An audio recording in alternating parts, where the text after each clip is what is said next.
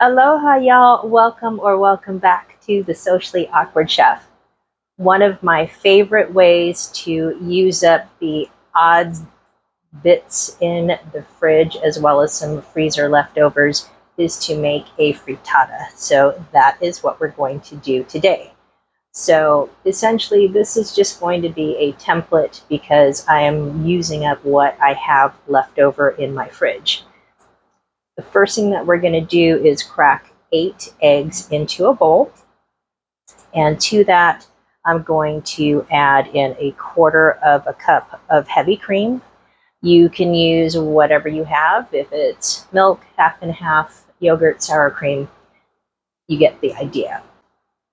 To our eggs, we are going to add in about 1/2 teaspoon of salt and about the same amount of freshly cracked black pepper or whatever you have on hand. And I think I'm also going to put in a little bit of garlic powder. Completely up to you. Let's give this a whisk.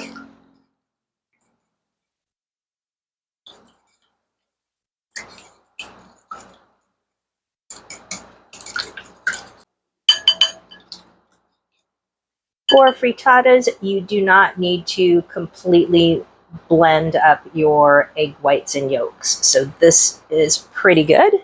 Now that our eggs are ready, let's go ahead and add in our fixins. So first here I have some diced ham as well as 1/2 an onion that I just chopped up and browned in a saute pan. I also let it cool. So the main thing that you want to do when you're making frittatas is to, whatever ingredients that you have, you want to cook them and also let them cool. You don't want to add the hot into cold. So anyway, moving right along. Ham and onions in. Let's give that a stir. I also had a leftover baked potato, so I cubed that up.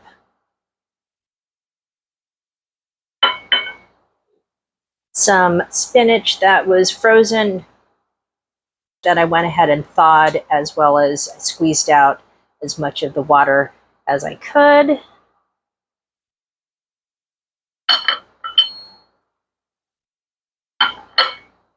Some sun-dried tomatoes. I like to keep these on hand because they're really great when you want to add some flavor to pastas or salads.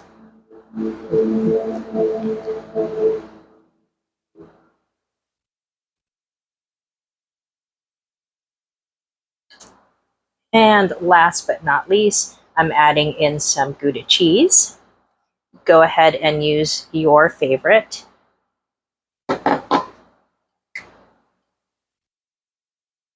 We're going to stir this until it is combined really well.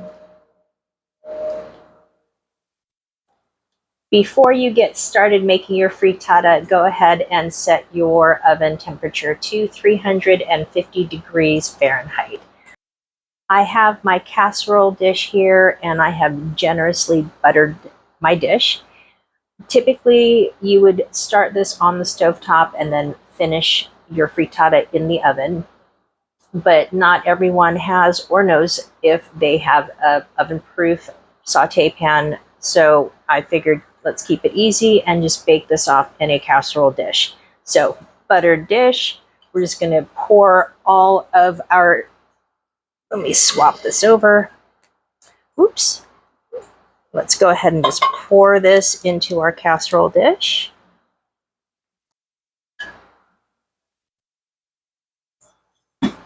And let's smooth out the top. Make sure everybody is being represented.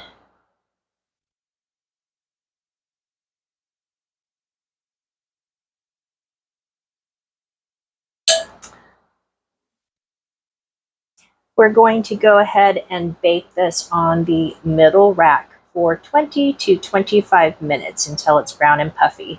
So at the 20-minute mark, go ahead and just check to see that your frittata is not over browning. Our frittata is ready, so I am letting it cool on a cooling rack here. As far as the cooking time, I did check it at 20 minutes and it wasn't really where it was at. So the total cook time took 30 minutes, just to give you a ballpark idea, but still go ahead and check it at 20 minutes. I'm going to let this cool for about 10 minutes before cutting into it. So in the meantime, if you are enjoying this video, please give a like, share, and subscribe. And I'd love to hear in the comments, what are some of your favorite combinations to put in your eggs? I'm going to let our frittata cool down for about 10 minutes before cutting into it. In the meantime, if you're enjoying this video so far, please leave a like, share, and subscribe. We really appreciate all of your views and would also love to hear in the comment section, what are some of your favorite add-ins for eggs? All right, let's check out our frittata.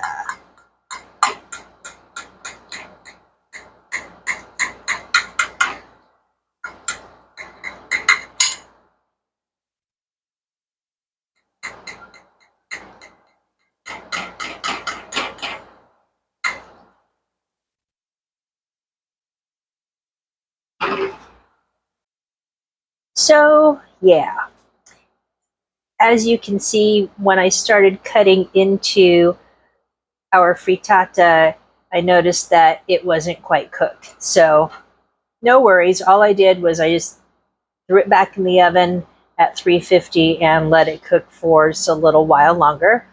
One way to avoid my mistake is to check your frittata before it comes out of the oven.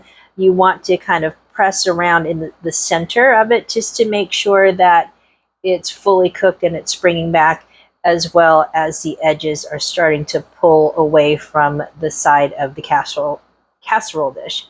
Let's cut into this again. Much better.